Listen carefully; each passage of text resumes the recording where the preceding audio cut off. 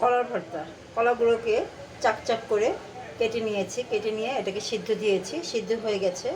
এখন আমি দেখাবো কীভাবে ভর্তা করতে হয়। একটা কড়াই দিলাম, কড়াইটা গরম করে নিলাম, গরম করে এটার মধ্যে তেল দিয়ে দিব। কড়াইতে তেল দিয়ে দিচ্ছি, দিয়ে দিব পেঁয়াজ এবং মরিচ,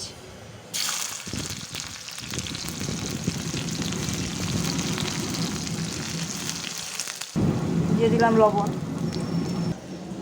কলাগুলোকে চেটকিয়ে নিয়েছি, পেঁয়াজ লাল হয়ে গেছে, এখানে কলাগুলো ছেড়ে দিব। পেঁয়াজ লাল করে এখন আমি কলাগুলোকে দিয়ে ভালো করে একটু ভেজে নেব। হয়ে গেল আমার কলা ভর্তা। খুব সহজে করে ফেললাম কলা ভর্তাটা। এটাও অনেক উপকার আছে কলা ভর্তায়। কলাতে আছে প্রচুর আয়রন। আপনারা ঝটপট করে এভাবে করে নিতে পারেন কলার ভর্তা। ওকে, আল্লাহ হাফেজ।